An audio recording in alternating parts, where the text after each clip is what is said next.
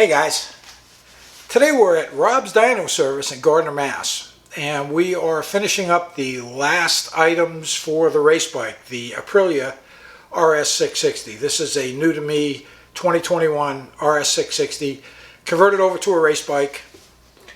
And we are doing suspension. Now I did go to Roebling on the stock suspension.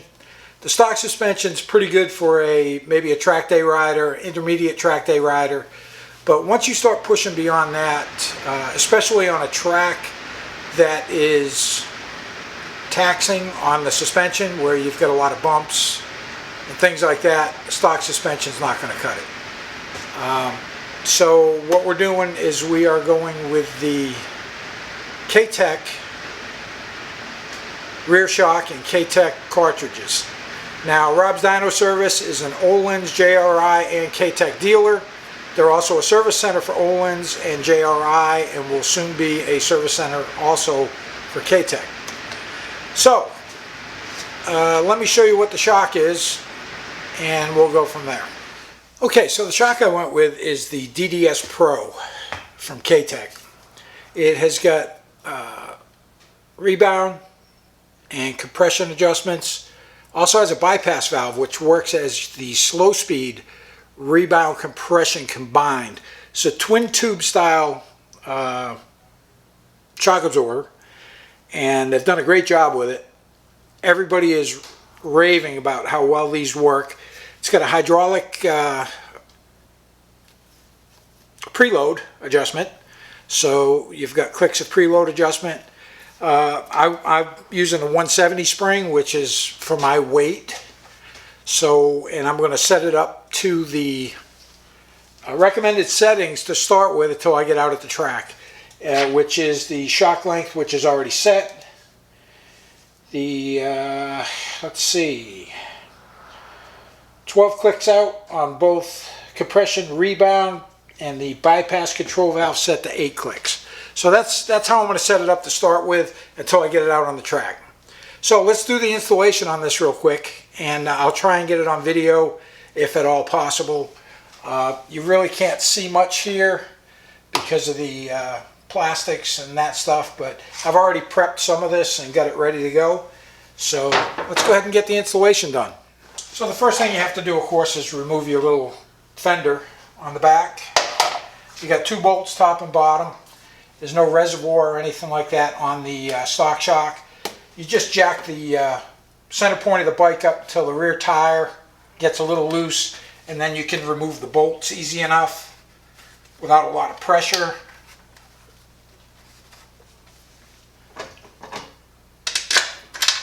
And there you go. Bottom bolt's out. And we remove the top bolt and remove the shock. And the top bolt slid right out.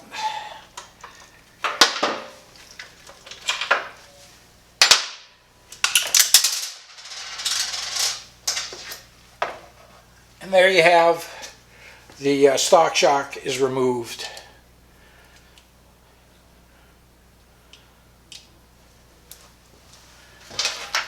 And for the installation, now with the KTech, it's going to go in like this. This will be the top, this is the bottom, and your adjustments are here on the left side. So we're going to slide this in. Not sure exactly how easy this is going to be, but it looks like it's going to be relatively easy. Well, to an extent. There we go.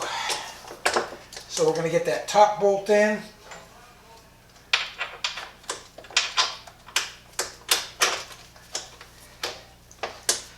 And then we'll just have to play with the jack a little bit to get the bolt tool lined up.